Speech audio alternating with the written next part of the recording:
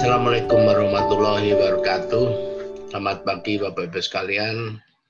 Kita ketemu lagi di acara bincang-bincang yang kali ini kita membahas sesuatu yang sangat erat kaitannya dengan situasi yang sekarang sedang berkembang, yaitu situasi yang memaksa kita tidak lagi bisa beraktivitas sebagaimana semula, yaitu adanya pandemi COVID-19 yang sudah hampir 2 tahun itu kita hadapi. Nah, Bapak-Ibu sekalian, seperti kita ketahui, virus yang sangat menakutkan ini dapat ditularkan atau dapat menular melalui droplet, butiran-butiran air yang keluar dari mulut kita ketika kita sedang bicara atau ketika sedang bersin atau menguap dan sebagainya, yang mengakibatkan droplet keluar dari mulut seseorang yang sedang menderita atau terinfeksi oleh virus Corona 19 ini. Oleh karena itu, Bapak Ibu sekalian, jika kita tidak menggunakan pelindung diri, maka peluang untuk dapat tertular apabila kita berpapasan atau bertemu dengan seseorang yang sedang menderita COVID atau terinfeksi COVID akan sangat besar sekali. Tanpa masker akan sangat besar risikonya untuk tertular COVID-19. Oleh karena itu, maka kita perlu menggunakan masker yang sekarang menjadi salah satu model. Jika kita menggunakan masker, maka kita sudah bisa mengurangi risiko untuk dapat tertular oleh seseorang yang sedang menderita atau sakit atau terinfeksi oleh COVID-19. Namun tingkat risikonya masih cukup tinggi. 70% peluangnya untuk kita masih tertular oleh COVID akibat hanya seseorang saja yang menggunakan masker. Akan tetapi, jika kita semua menggunakan masker, maka peluang untuk tertular akan sangat kecil sekali. Hanya sekitar 1,5% peluangnya kita tertular. Jika ada yang bisa membantu kita untuk melindungi kita dari virus, maka kita akan jauh lebih aman dan percaya diri untuk beraktivitas sebagaimana seperti semula yang kita lakukan. Salah satu bentuk perlindungan diri itu adalah temuan anak bangsa. Diklaim mampu mereduksi atau membunuh virus Corona 19 yang kemudian sempat diralat bahwa temuan anak bangsa ini adalah untuk membantu melegakan pernafasan karena memang bukti klinisnya belum dikumpulkan. Hari ini kita sangat beruntung karena pada hari ini kita mendapatkan narasumber yang langsung berkaitan dengan temuan anak bangsa tersebut yang disebut dengan EOK aromaterapi yang produknya sekarang sudah dijual di pasaran. Beliau adalah Dr. Insinyur Evi Sapitri Iriani, MSI, Kepala Balai Penelitian Tanaman Rempah dan Obat di Bogor. Beliau adalah inventor EOK aromaterapi itu sendiri, dan nanti kita harapkan beliau akan banyak bercerita seperti apa sebenarnya EOK aromaterapi ini, dari mana diproduksi, bagaimana kemampuannya, dan apakah memang benar bahwa temuan ini mampu mematikan atau mereduksi coronavirus. Kalau memang benar, maka menggunakan ini akan sangat membantu sekali untuk kita melindungi diri menghadapi virus dan kita bisa beraktivitas lebih baik. Monggo silahkan Bu Evi untuk bercerita atau berbagi pengetahuannya Dan saya yakin ini pasti akan sangat bermanfaat sekali bagi kita semua. Monggo silakan Bu Evi. Terima kasih Bapak dan Ibu sudah diajak bergabung di bincang-bincang komunikasi, bincang-bincang alumni UGM ya Bapak Ibu ya. Jadi kami dari Balitro ataupun dari Badan Litbang sangat terima kasih sudah diberi kesempatan untuk menyampaikan apa yang sudah menjadi hasil penelitian kami, dan mudah-mudahan ini paling tidak bisa memberi manfaat bagi kita semua di masa pandemi COVID-19 ini. Jadi penelitian ini memang kalau dibilang termasuk penelitian yang baru dan cepat. Pada saat awal pandemi, cuman waktu itu memang belum masuk di Indonesia, kita baru dengar di China, teman-teman sudah mencoba melakukan review terhadap beberapa tanaman obat potensial yang ada di Indonesia.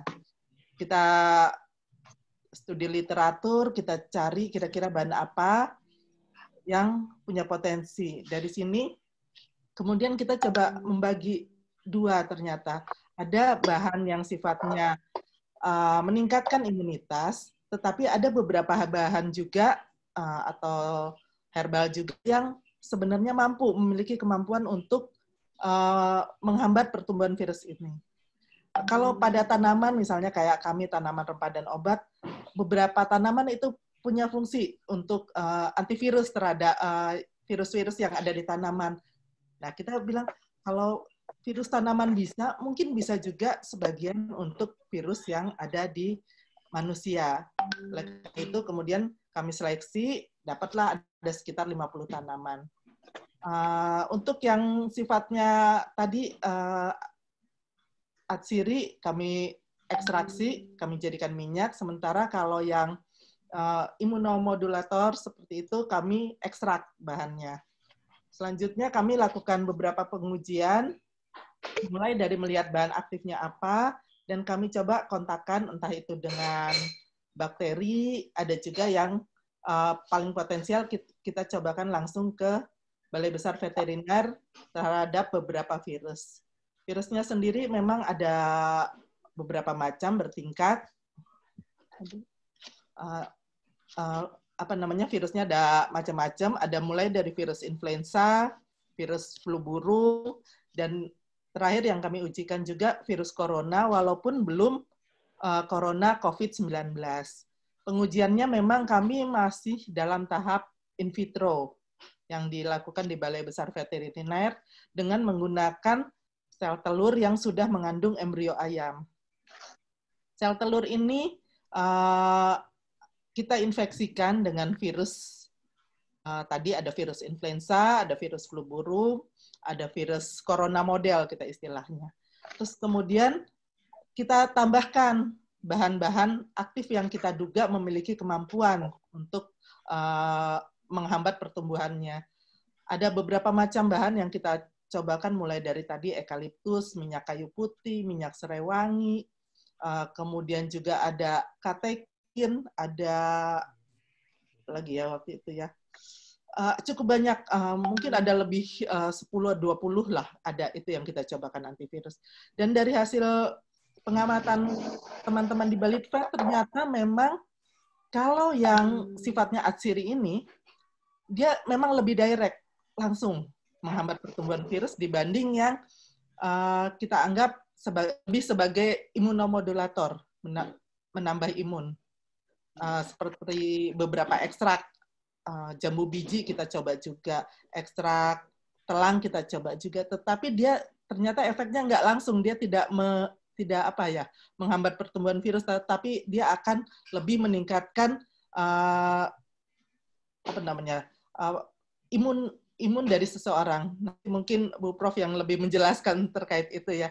Jadi memang beda mekanismenya antara yang atsiri tadi dengan yang ekstrak-ekstrak.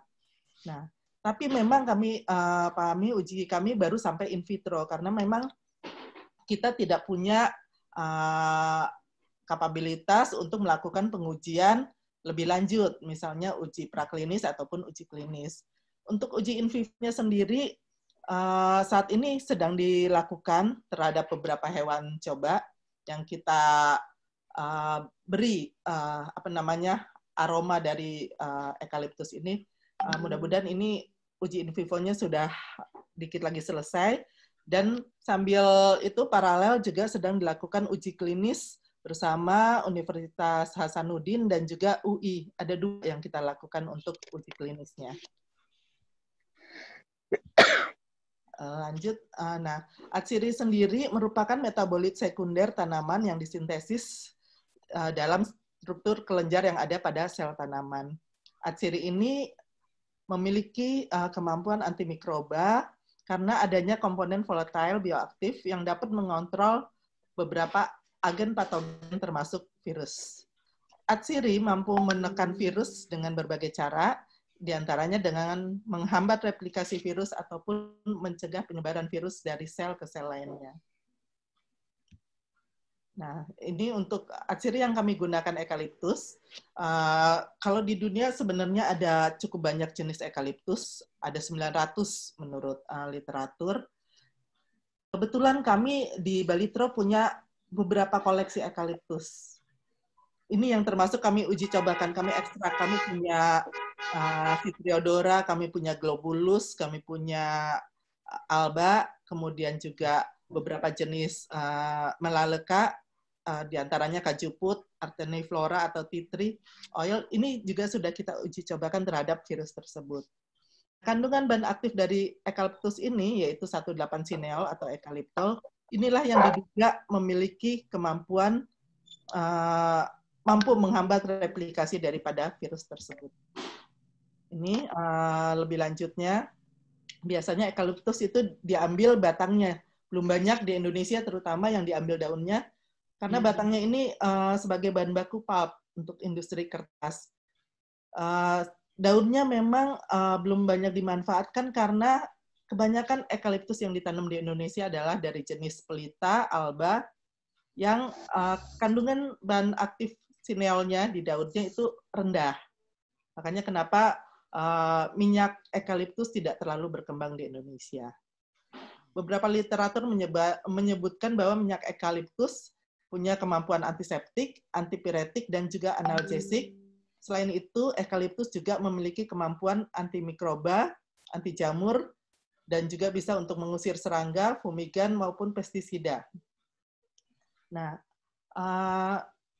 ini begitu dia sudah jadi minyak, jadi si eukaliptol atau 1,8-sineol ini yang memiliki kemampuan antivirus, antibakteri, antifungal, dan beberapa mikroba lainnya.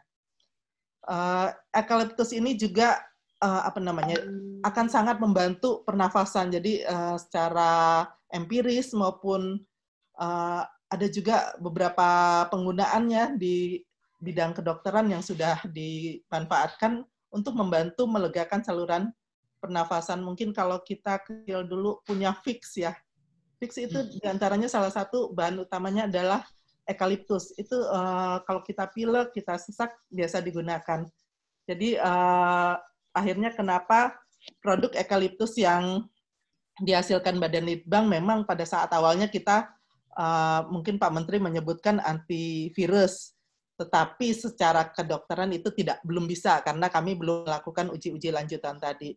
Akhirnya produk eukaliptus ini kami posisikan sebagai jamu dan klaim-klaimnya adalah membantu gejala gangguan pernafasan. Jadi belum ke arah sebagai antivirusnya.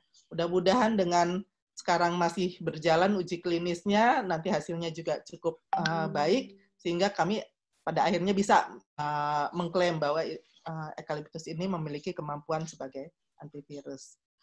Nah, selain eukaliptus, sebenarnya ada tanaman lain, yaitu Melaleuca kajuput. Ini berbeda genus, walaupun dalam satu famili Myrtaceae, yang banyak tumbuh di Indonesia.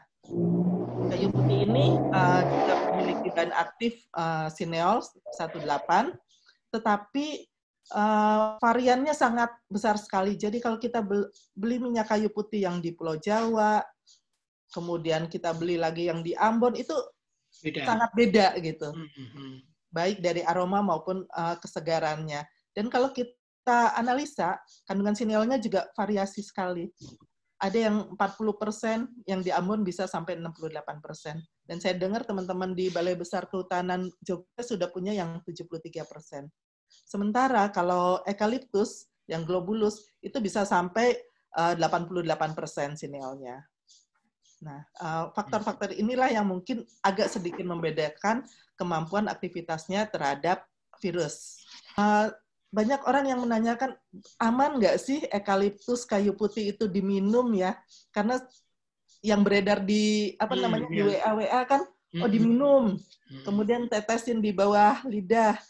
Nah, kalau kami telusur dari beberapa literatur, sebenarnya sudah ada lethal dose daripada eukaliptus maupun cajuput oil itu. Jadi kalau eukaliptus itu 0,05 sampai 0,5 ml per kilogram berat badan.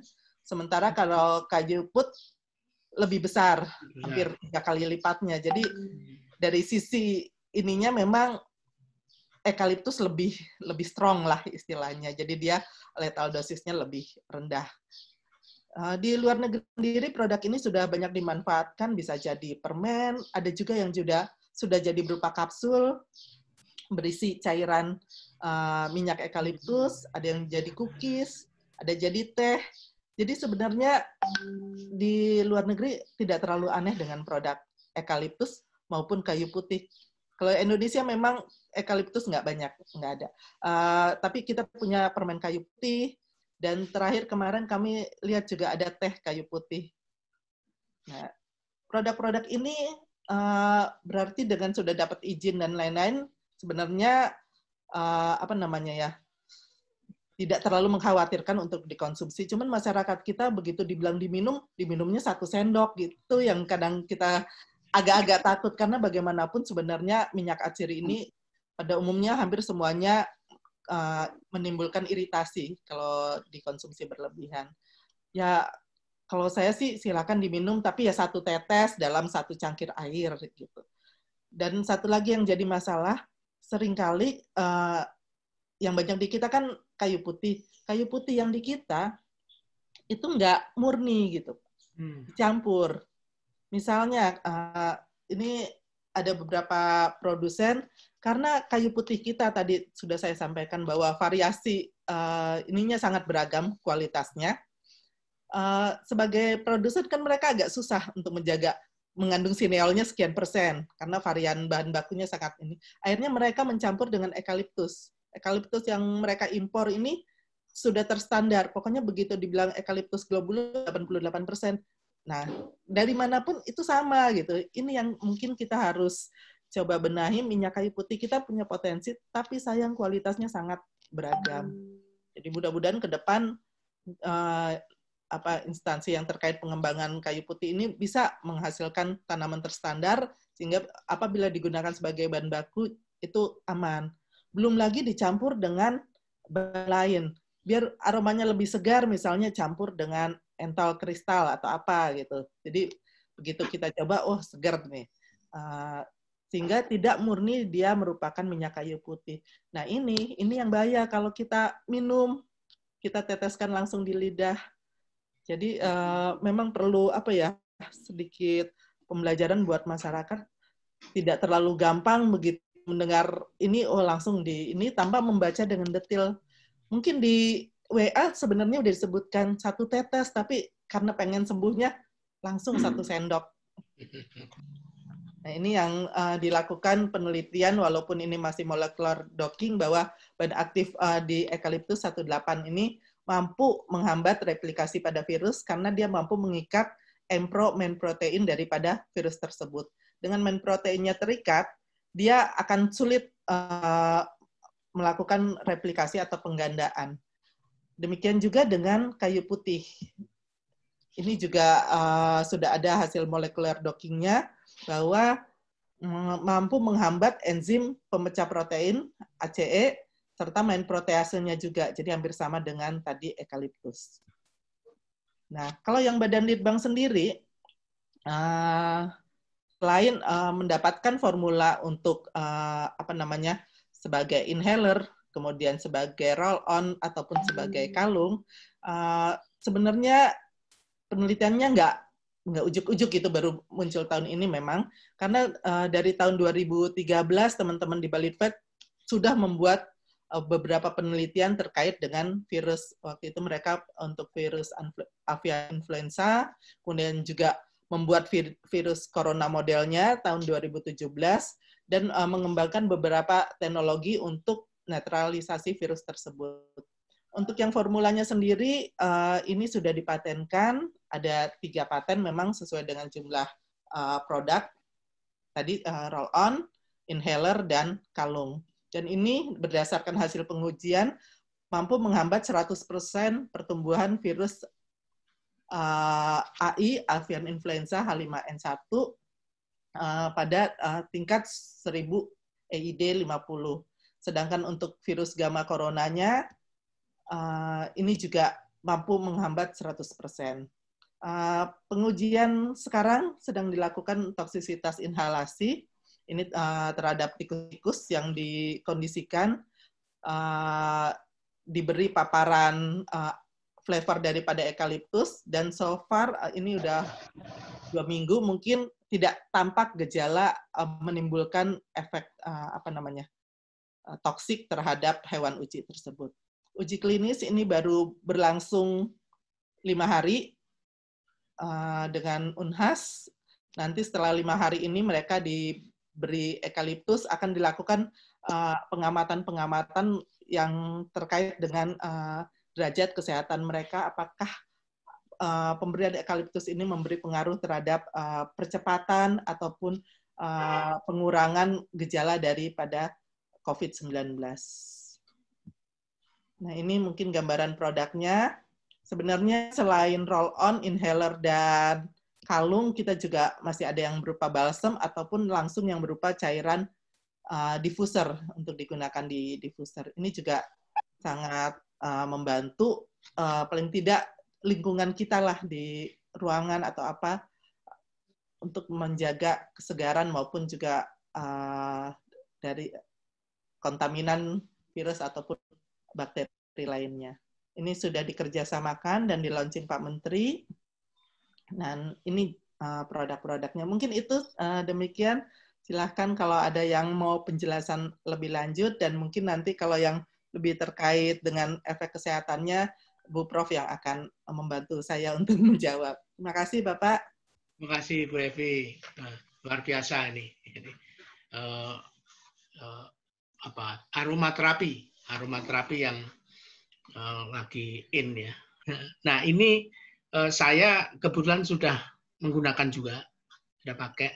Kalau saya bau-bau, kalau saya rasakan itu seperti minyak lawang, baunya itu seperti minyak lawang. Mungkin terus bayang saya, oh eukaliptus itu minyak lawang itu. Kita sudah akrab sepertinya dengan hal semacam ini. Kalau ini memang terbukti, nanti mungkin akan sangat mudah kita gunakan gitu. Oke, ini komentar sedikit aja. Monggo, Prof. Erni memberikan penguatan gitu, penjelasan lebih lanjut yang berkaitan dengan aromaterapi lah gitu ya. Karena kayaknya sih ini banyak disukai. Termasuk saya dengar juga ada eukaliptus yang untuk penyegar mobil gitu. Kemarin saya ditawari juga, tapi saya kan bukan termasuk yang suka bau minyak lawang ya gitu. Karena kalau bau minyak lawang itu seperti habis pijit itu. Jadi, monggo silakan Prof. Erni. Iya, matur nuwun Pak Singgi. Assalamualaikum warahmatullahi wabarakatuh. Salam sejahtera untuk kita semuanya. Saya senang sekali mendengar cerita dari Bu Evi. Cuma memang masyarakat itu kan telinganya harus peka. Udah bilang antivirus itu seolah-olah antivirus corona COVID-2. Jadi artinya SARS-CoV-2. Jadi ini harus jelas. Oke, terima kasih sekalian. Terima kasih semuanya. Terima kasih Bu Evi. Terima kasih semuanya. Assalamualaikum warahmatullahi wabarakatuh. Waalaikumsalam warahmatullahi wabarakatuh.